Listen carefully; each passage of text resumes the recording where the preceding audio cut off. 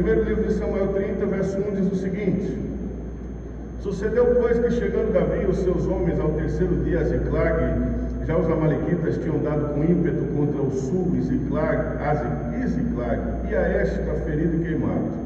Tinham levado cativas as mulheres que lá se achavam, porém a ninguém mataram, nem pequenos nem grandes, tão somente os levaram consigo e foram ao seu caminho. Davi e os seus homens vieram à cidade, e ei-la queimada, suas mulheres, seus filhos e suas filhas eram levados cativos. Então Davi e o povo que se achava com ele ergueram a voz e choraram, até não terem mais forças para chorar. Também as duas mulheres de Davi foram levadas cativas, Ainoã, a Jezreelita, e Abigail, a viúva de Nabal, o Carmelita. Davi muito se angustiou, pois o povo falava de apedrejá-lo, porque todos estavam em amargura, cada um por causa de seus filhos e de suas filhas. Porém Davi se reanimou no Senhor, seu Deus. Amém. Deus nos abençoe e abençoe a sua palavra. Meus queridos irmãos, o contexto desse texto que nós lemos, ele é muito interessante. Davi ainda não é rei sobre Israel, não é rei sobre Judá. Davi ainda está morando na terra dos filisteus. Vocês lembram que Davi aqui está fugindo de Saul. Saul quer matar Davi. E Saul está perseguindo Davi por todo o território israelita. Como é que Davi escapa disso? Davi escapa disso indo para o território dos filisteus. Lembremos que os filisteus eram inimigos dos israelitas. Mas Davi usa uma tática, uma estratégia muito conhecida nossa, que diz que o inimigo do meu inimigo é meu amigo. Então Davi faz aliança com os filisteus para escapar de Saul. E ele vai morar nessa cidade chamada Ziclag. Ziclag ficava aproximadamente 150 quilômetros de Jezreel, que é onde eles estão agora para pelejar. A aliança que Davi fez com o rei filisteu foi o seguinte: eu vou pelejar as suas pelejas, eu entro com você nas guerras, eu entro com você nas lutas, não tem problema, contanto que você me deixe morando em Ziclag e me deixe lá com minha família e os meus homens. O rei filisteu aceitou a proposta e Davi estava trabalhando com ele assim.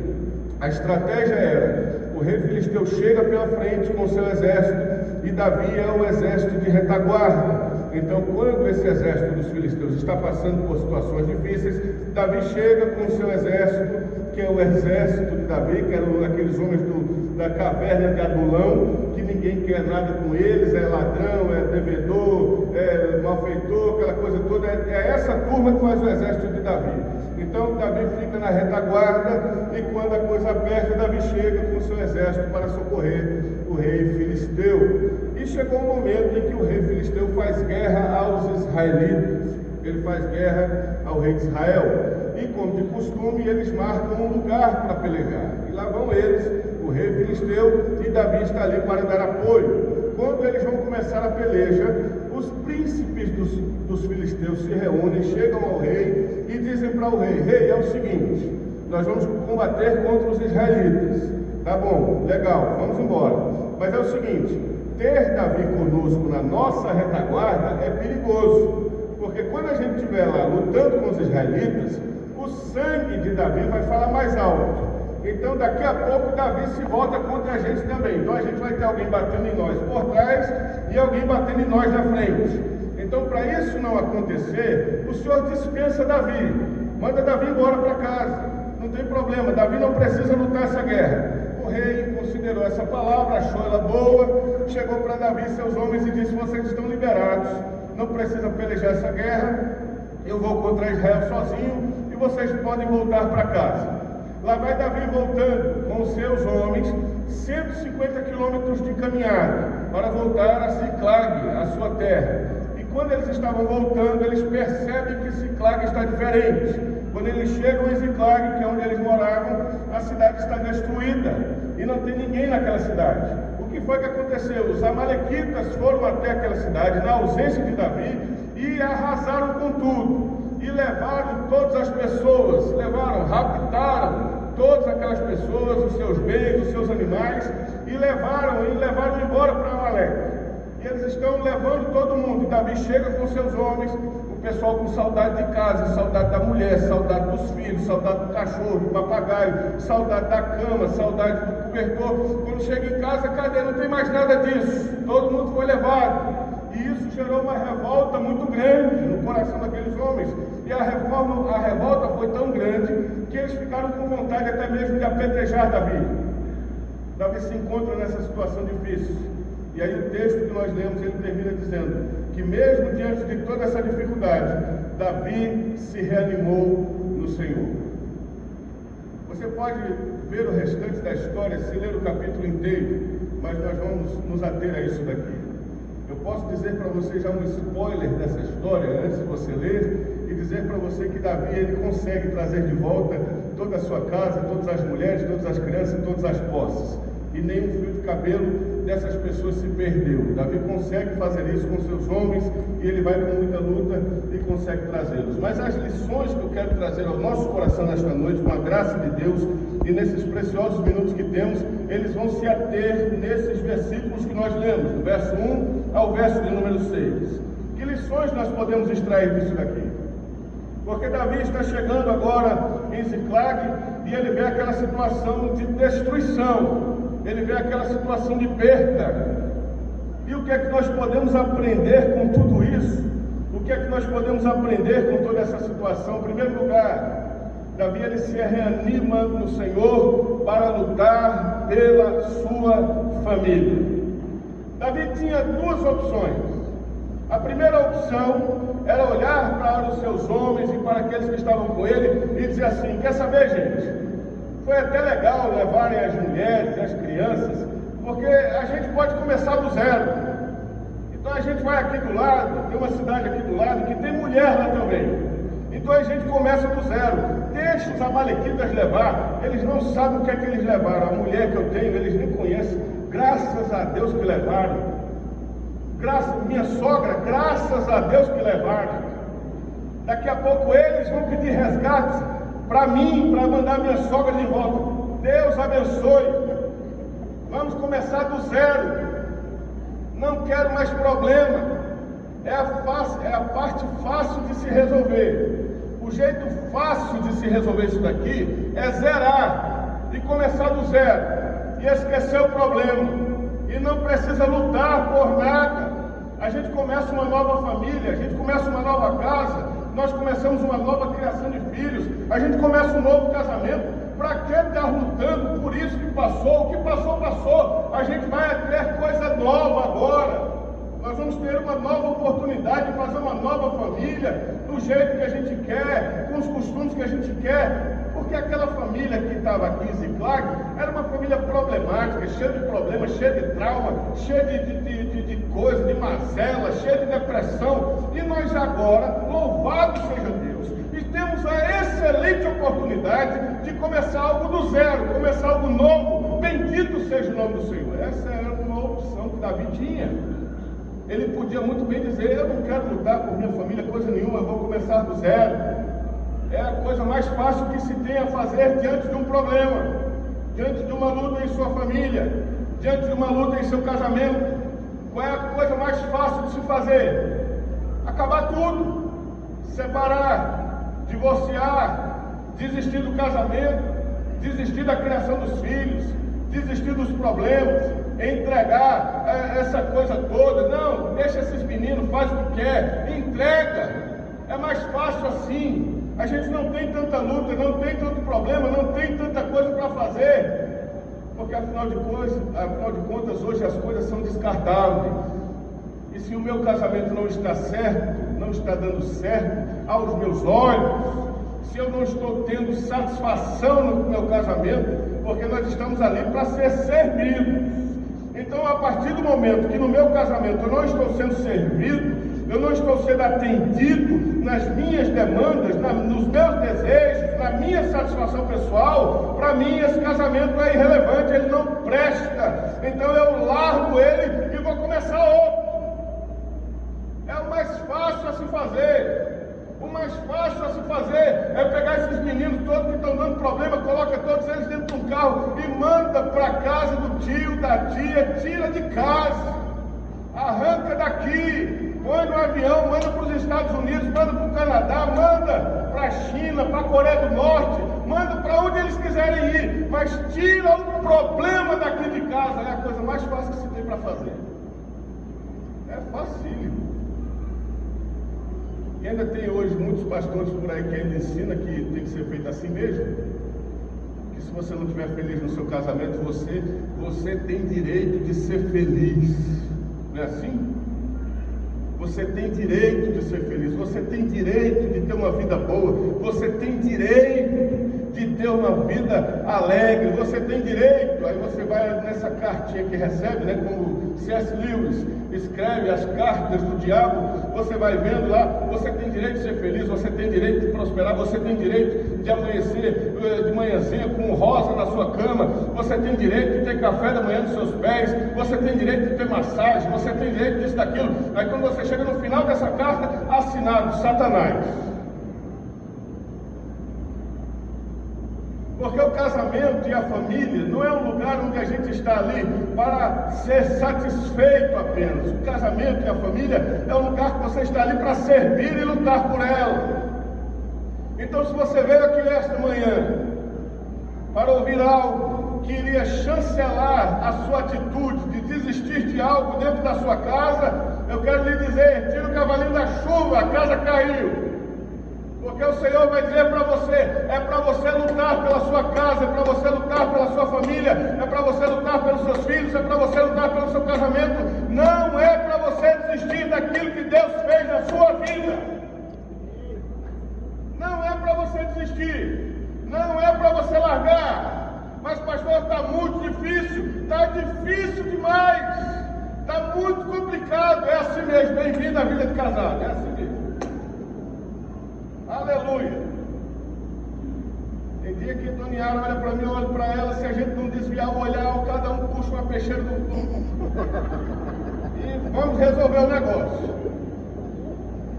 Como eu sei com quem eu estou lidando, eu sou o primeiro a sair fora. É paraibana, meu irmão. Ela mata você dormindo. Eu tenho um medo terrível. Por isso que antes de dormir eu pergunto para ela: nós estamos bem? Está tudo bem? Está tudo tranquilo? Posso dormir em paz? É, meu irmão, ela já me disse: não pise na bola não. Tem um prego daquele grandão. Ela disse assim: é fácil. Põe ele no ouvido quando você está dormindo, faz assim. Tira o prego, nem o legista vai saber o que aconteceu. Morte natural. Eu digo: meu Deus! Nós estamos bem, meu mundo, eu te amo. Você é tudo da minha vida. Veja, quando tem 3 lá em casa, meu irmão, 3, e 3 que dá aqueles dias, meu irmão do céu. É 3 daqui, dali, de cá, daqui, dali, de cá. Eu digo: Senhor, socorre-me. Por onde eu corro, Senhor? Eu corro para aqui, eu pulo a janela, eu me escondo debaixo da cama. O que é que eu faço, Jesus? Não é fácil. É isso aí, é família. Você está pensando o quê? Que casamento é lugar de você só uva na boca? É assim, moranguinho com chantilly, aquela coisa toda. Você é linda, acorda de manhã, aquela coisa, você olha do lado e diz: meu Deus, que mulher maravilhosa. Você olha para outra, a noite anterior, você fala: meu Deus, onde é que está aquela mulher que estava ontem de noite comigo? Na festa? E ela olha para você e diz: ih, cadê o homem que estava comigo? Isso é casamento, isso é família. É luta, é dificuldade, sim. Tem hora que não tem dinheiro, tem hora que falta para isso, tem hora que falta para aquilo, tem hora que começa a dar choque, tem hora que... Mas, irmãos, nós precisamos tomar a decisão mais difícil. E qual é a decisão mais difícil? A decisão mais difícil foi a decisão que Davi tomou. Eu vou lutar pela minha família que foi levada, eu vou lutar pela minha casa, eu vou lutar pelos meus, eu vou lutar pelo meu casamento, eu vou lutar pelos meus filhos. E o que depender de mim, esse casamento não vai ir à bancarrota. Eu não vou permitir que o casamento acabe. Eu não vou permitir que meus filhos se desviem. Eu não vou permitir, enquanto eu tiver joelho no chão. Eu vou levantar de madrugada, eu vou orar pelos meus filhos, eu vou jejuar, eu vou deixar meus filhos me ver andando dentro de casa, dizendo abençoa, abençoa. Eles vão dizer, papai ficou maluco, mamãe ficou maluca. Eu vou lutar pela minha casa. Eu vou lutar pela minha casa. Eu vou lutar pela minha família. Davi podia muito bem ter começado tudo do zero, como Bauman nos ensina nessa filosofia líquida que nós vemos nos dias de hoje, onde tudo não tem mais padrões, não tem, tudo é líquido, tudo é moldável, tudo se faz do jeito que você tiver na sua cabeça. Não! Nós vamos lutar pela nossa casa, nós vamos lutar pela nossa família, nós vamos lutar pelos nossos entes queridos. Então essa é a primeira lição. Davi podia ter terminado tudo, Davi podia ter encerrado toda essa situação e começado outra do zero. Davi escolhe lutar pela sua casa. Segundo lugar, Davi, ele passa por isso daqui que ele está passando, porque Davi vai para a guerra com todos os seus homens e não deixa ninguém guardando a cidade onde ele tinha o que ele tinha de mais importante, que era a sua família. Davi vai para a guerra com todos os seus soldados, com todos os seus valentes, e não deixa ninguém tomando conta daquela cidade. Aonde estava o verdadeiro tesouro de Davi? Ele estava naquela cidade, ele estava com suas mulheres, ele estava com seus filhos, mas Davi deixa tudo aquilo para cumprir uma palavra, para cumprir um propósito que ele tinha feito com o rei de Filisteu. Era errado o que Davi estava fazendo? Não, Davi estava querendo honrar a palavra dele. Davi estava querendo fazer aquilo que era responsabilidade dele, mas Davi não podia ter deixado aquela cidade sem segurança. Davi não podia ter feito isso. Nós muitas vezes passamos por situações difíceis na nossa família também e na nossa casa, porque nós queremos cumprir com todas as nossas responsabilidades da porta para fora e não lembramos que da porta para dentro é o que está de real importante na nossa vida. Você é um excelente funcionário, você chega cedo, você trabalha demais, você luta, você é o primeiro cara que chega, você é o último que sai, você está lá para fazer tudo, para abraçar tudo, você é um monstro na sua empresa, você é aquele cara que o seu patrão olha para você e diz, se não fosse esse cara eu estava perdido. Você é fantástico, mas como é que está lá em casa? Seus filhos, sua esposa, tem tempo com você? Tem tempo dedicado, tempo de qualidade para brincar com seus filhos, para deitar com eles, para fazer cavalinho, para aproveitar essa fase que passa tão rápido. Hoje eu vejo a minha menina de 18 anos, eu digo, meu Deus do céu, eu deveria ter aproveitado mais a infância dessa menina, eu tinha que ter feito alguma coisa, eu tinha que ter deixado ela me pintar mais. Eu sento lá, eu lembro, uma vez ela fez isso comigo, eu sentei, ela, pai, eu vou pintar você, eu digo, pinte. Aí passou batom, passou isso, passou aquilo, ajeitou. No tempo eu tinha cabelo, aí colocou uma enxuguinha aqui no cabelo. E tal, e fez aquela coisa toda, e deu, agora vamos brincar de boneca, vamos, aí vamos brincar. E pega a boneca pra cá. Eu fiz isso porque eu não tive menino. Se eu tivesse menino, eu estava brincando de murro com ele, jogava no chão, dava murro nele, ele murro em mim, e aquela coisa toda, porque homem a gente trabalha assim. A gente ensina homem assim, não vai ensinar o menino. Não, meu irmão, mete a mão nele, ele mete em você, e aquela coisa toda. Você está criando é um homem. Agora com menina não, menina a gente tem aquela coisa toda. Vamos fazer comidinha, vamos fazer comidinha, vamos fazer isso, vamos fazer aquilo. Eu digo, meu Deus do céu, eu perdi tanto tempo. O livro de Provérbios, capítulo 24, verso 27, diz assim, cuida dos teus negócios lá fora, aporta a lavoura no campo, mas não esquece de edificar a tua casa. Faça lá fora, trabalhe lá fora, lute lá fora, seja realmente um funcionário do mês lá fora, mas não deixe de ser o pai do mês em nenhum mês dentro da sua casa. Não deixe de ser a mãe do mês em nenhum mês dentro da sua família. Não deixe. Eu digo isso para vocês com experiência própria. Eu lembro, logo quando nós casamos, o Senhor sempre nos colocou para trabalhar muito na igreja. E eu lembro que na época eu era presidente de missões onde nós estávamos. e eu tinha sob minha responsabilidade mais de 60 países com mais de 200 missionários. Então eu tinha que estar viajando para esses lugares todos, visitando esses missionários, ajudando eles, fortalecendo eles. E eu lembro que teve uma dessas viagens que eu passei quase uns 4 meses fora. E a Beatriz, ela era pequenininha. E quando eu cheguei no aeroporto, estava morto de saudade da minha família. Só tinha nós 3, a Yara, a Beatriz e eu. E quando eu cheguei no aeroporto, estava morrendo de saudade da minha filha. Eu fui abraçar minha filha e ela fez assim. Ela não me reconheceu. Ela não sabia mais quem era o pai dela. Na época não tinha WhatsApp, não tinha nada disso para a gente estar se falando e vendo e etc. Era muito difícil a comunicação. E ela pulou para trás e ficou com medo e foi para o colo da mãe. E eu falei, meu Deus, ela esqueceu de mim. Ela esqueceu de mim. E eu voltei para casa, daquele dia eu voltei para casa perturbado, porque o que adiantava eu estar cuidando de tantos missionários no campo e de tantas vidas lá fora, se eu estava perdendo a turma dentro da minha casa? Eu estava perdendo minhas filhas, eu estava perdendo minha esposa. Eu viajava, ia para lá, ia para cá, passava um monte de tempo. Quando voltava para casa, ia para os cultos com a Yara, eu ficava olhando para ela e eu via ela desconectada de Deus. O culto passava, ela não conseguia se conectar, eu não enxergava nela, porque o pai de família ele precisa enxergar isso nos seus filhos, na sua esposa.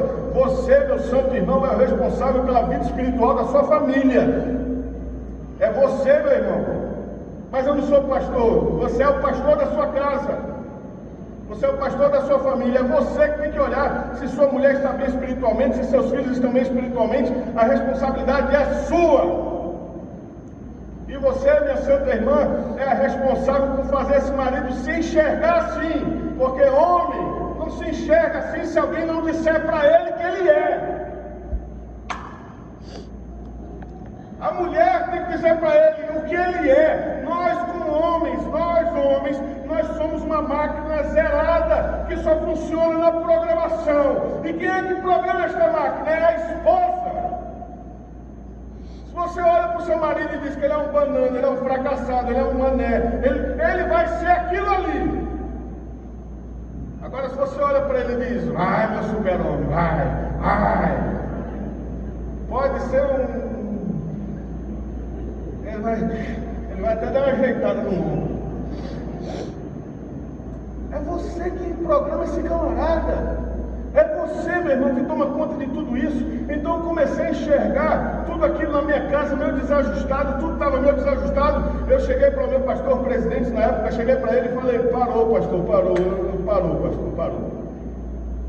Disse, parou como, meu filho? Parou, pastor, parou. Eu não vou mais. Eu vou tomar conta de uma igreja local. Vou pastorear uma igreja local. Mas eu não tenho uma igreja para o seu tamanho. Não quero. Me põe lá na Zona Leste de São Paulo, lá no bairro, não quero. Mas eu quero ter um lugar que dê para eu cuidar da minha família, da minha esposa e dos meus filhos. Eu quero ter um lugar assim. E foi isso que aconteceu. De uma hora por outra, eu deixei de estar nas Emirates por aí, Austrália, Nova Zelândia, papapá, Europa inteira. Estava lá na Vila Ema, na Zona Leste de São Paulo, numa igreja que eu é que tinha que ir para abrir de manhã e fechar depois do culto.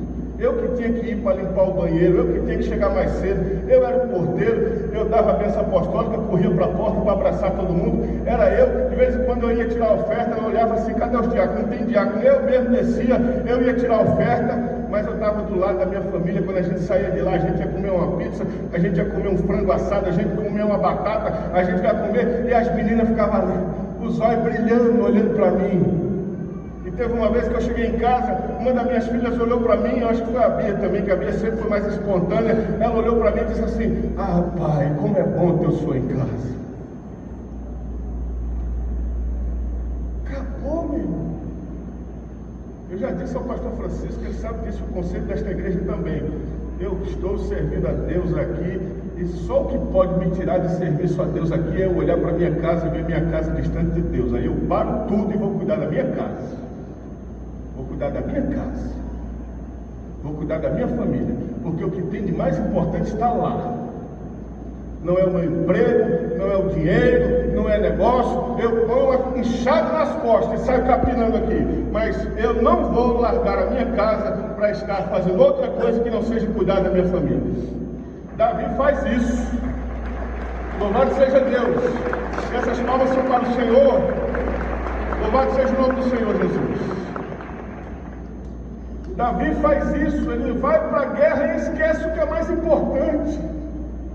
Não adianta, irmãos queridos, é certo que é importante você ter sua luta, você ter suas contas pagas, você ter suas responsabilidades sanadas. É importante, é legítimo, é honrado, mas veja qual é o preço de tudo isso. Porque o seu filho, a sua filha não quer o iPhone 15 não. O seu filho e a sua filha quer você. O seu filho e a sua filha, esse marmanjão aí, esse adolescente que está dando trabalho para você, e você está empurrando presente nele, para ver se consegue trazer ele à presença de Cristo com esses presentes. Pare com isso, porque ele está dando todo esse problema, porque ele está com a ausência da figura materna e paterna dentro de casa. É você que tem que fazer isso. Somos nós que temos que abraçar isso. Somos nós que temos que tomar essa responsabilidade. Davi, ele deixa o que é mais importante e se lança a fazer uma responsabilidade que era dele, mas o preço era alto demais. Segundo, terceiro já no caso, eu lembro de Paulo escrevendo a Timóteo no capítulo 5, verso 8, olha, se alguém não tem cuidado dos seus, olha o que Paulo diz a Timóteo, se alguém não tem cuidado dos seus, e especialmente dos da sua própria casa, esta pessoa tem negado a fé e é pior do que o descrente. Lá está o pastor Arius, grande pastor, homem de Deus, aleluia, a família destruída, os filhos desviados, a mulher em depressão, vale isso. Lá está o nosso grande empresário fantástico. Olha ele chegando de Ferrari na igreja. Está vendo, irmão? Parou. Nossa, esse é um homem bem sucedido. Família destruída, a mulher traiu, a mulher arrebentando a casa inteira. Isso é ser bem sucedido? Eu quero chegar aqui num jegue e a mulher atrás. Isso é ser bem sucedido. Chegamos aqui e cheguei, amarra esse jegue aí de baixo e vamos embora para os paradeus. E quando sair daqui nós vamos comer farinha de pulpa e vamos fazer alguma coisa, mas nós estamos juntos. Aleluia. Amém. Isso é ser bem sucedido, isso é prosperidade. E para terminar, porque nós vamos ter a reafirmação dos votos ainda, Davi se reanima no Senhor. Ele se reanimou no Senhor. Sabe por que Davi fez isso? Porque Davi sabe que ainda dá tempo de corrigir. Ainda dá tempo de corrigir. Pastor, eu tô ruim mesmo. O negócio, estou apanhando aqui desde a hora que o senhor começou a falar até agora. É só pancada, para cima, para baixo, eu tento proteger, não vai apanhando pau para todo lado. E agora, o que é que eu faço? O que é que você faz? Se levante e vamos lutar, porque ainda há tempo de resgatar aquilo que se perdeu. Ainda há tempo. Ainda há tempo. Dá tempo ainda de resgatar meu casamento? Dá. Depende de quem? Depende de nós.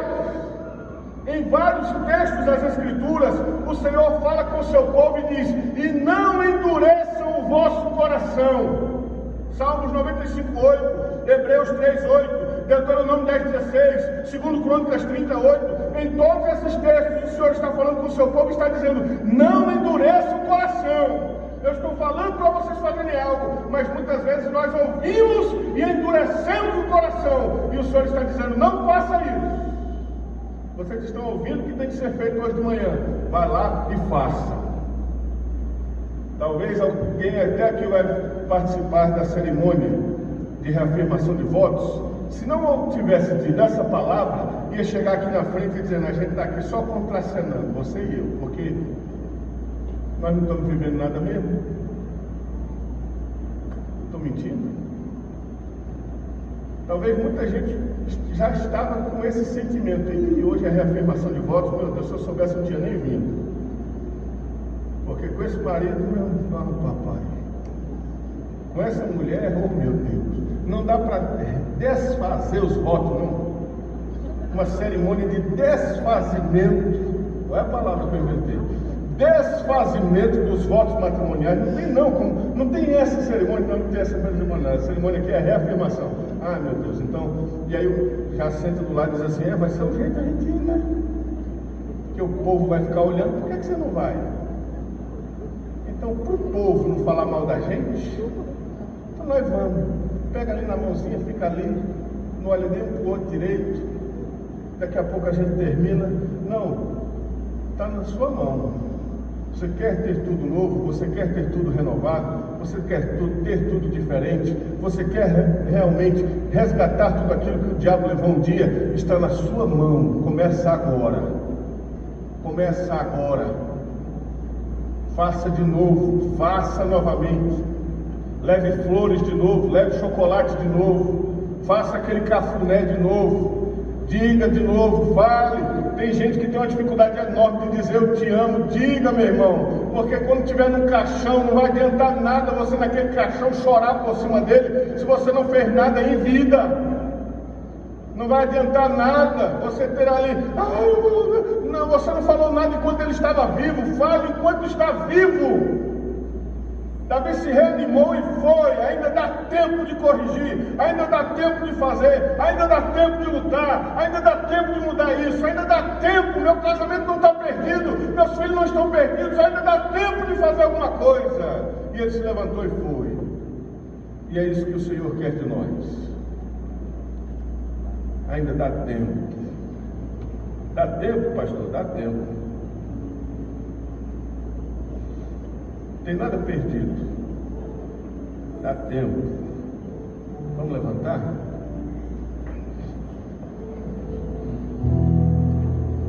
Dá tempo.